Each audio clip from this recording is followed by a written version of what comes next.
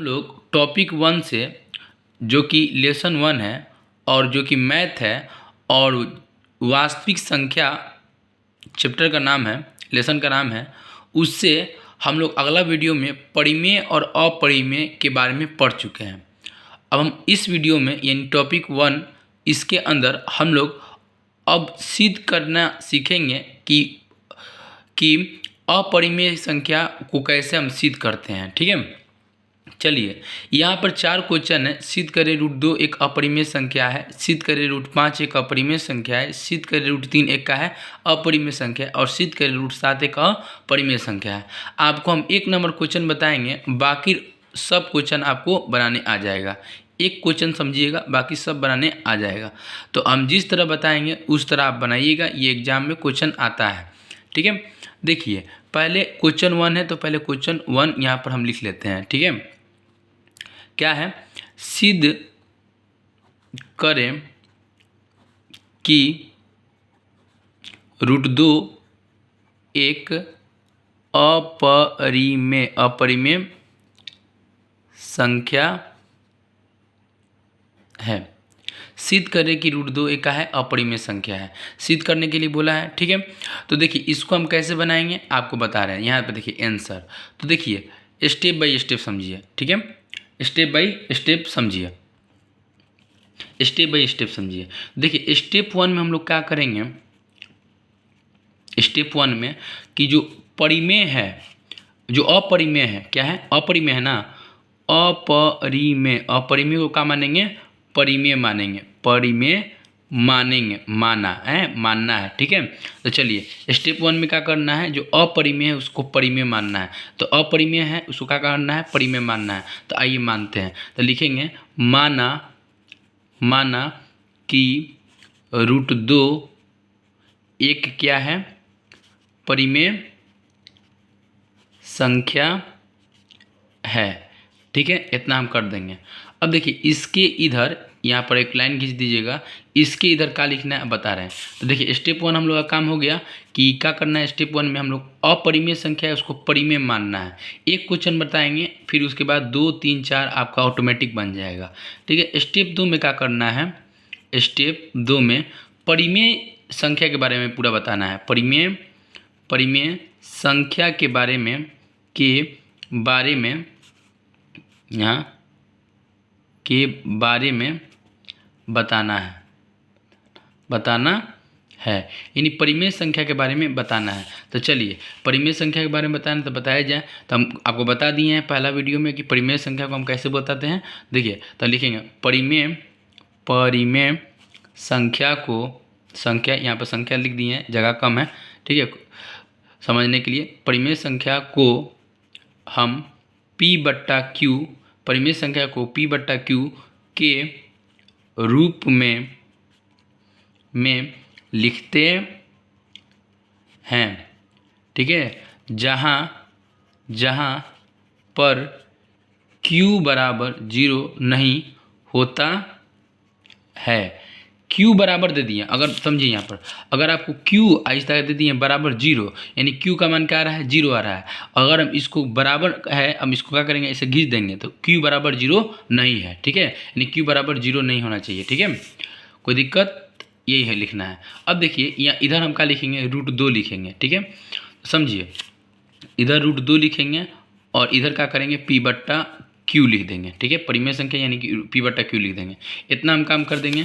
तो स्टेप 2 यानी क्या? परिमेय संख्या के बारे में बताना था, परिमेय संख्या के बारे में बता दिए।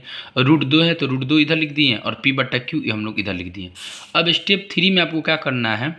स्टेप 3 में वर्ग करना है। वर्ग यानी क्या कि घात कितना रहेगा? इसका घात 2 रहेगा। घात का रहेगा? 2 रहेगा।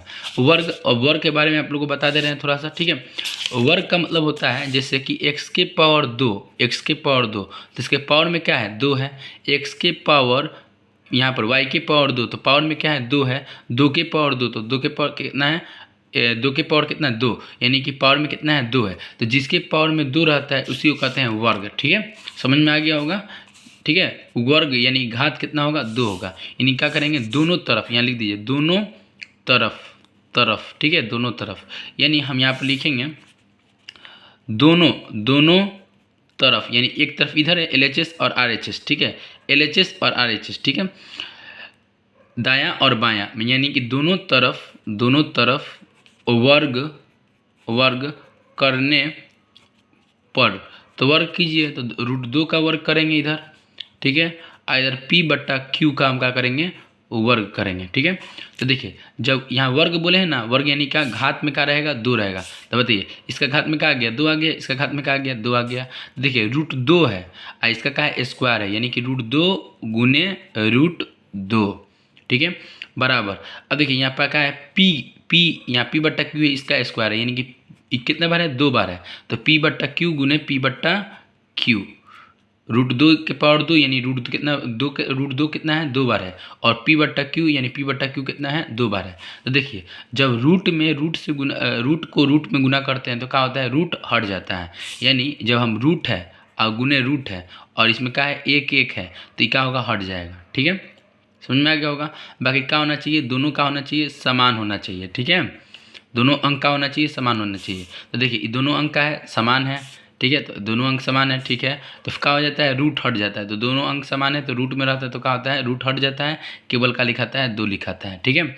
अब देखिए यहाँ पर क्या है, P अब बट्टा क्या है, Q, यहाँ पर देखिए P लिखाना था, ठीक है, P होगा यहाँ पर P/Q P/Q P/Q, ठीक है, इसको अच्छा से हम लिख देते हैं, P/Q गुने P/Q, तो P में P से गुना करेंगे तो क्या आएगा, P² आएगा, और Q में Q से गुना करेंगे क्या आएगा, Q² आएगा, ठीक है। अब हमको क्या करना है, यहाँ पर 2 गो Q है, कौ Q है, 2 गो, हमको 1 गो Q यहाँ पर ले जाके रख देना है, यानी 2 और क्या आ जाएगा, Q आ जाएगा, और बराबर P² बट्टा का आ जाएगा, Q आ जाएगा, ठीक है।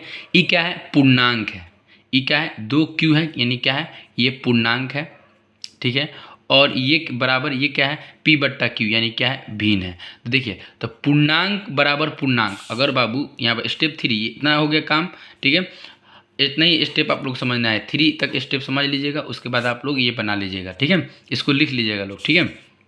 देखिए यहाँ पूर्णांक बराबर भिन्न, देखिए अगर पूर्णांक बराबर पूर्णांक आता, अगर पूर्णांक बराबर पूर्णांक आता तो हम क्या कहते हैं, √2 क्या है, जो कि परिमेय संख्या है, ठीक है। तो इसमें क्या हो रहा है कि पूर्णांक बराबर पूर्णांक आता तब, तो देखिए यहाँ पूर्णांक बराबर पूर्णांक आ रहा है, नहीं ना आ रहा है, पूर्णांक बराबर क्या आ रहा है, भिन्न आ रहा है, यानी पूर्णांक बराबर भिन्न आ रहा है, यानी कि अलग अलग आ रहा है। एक जैसा आता है तो हम क्या कहते हैं कि √2 क्या है, परिमेय संख्या है, एक जैसा नहीं आ रहा है, अलग अलग आ रहा है, तो हम इसे क्या कहेंगे कि हम कहेंगे यहाँ पर कि पूर्णांक बराबर बराबर बराबर भिन्न है, ठीक है, पूर्णांक बराबर भिन्न है, पूर्णांक बराबर क्या है, भिन्न है। अगर पूर्णांक बराबर पूर्णांक रहता, ठीक है, तो परिमेय संख्या है, अगर भिन्न बराबर भिन्न रहता तो क्या है, परिमेय संख्या है, तो पूर्णांक बराबर भिन्न है, इसलिए हमारी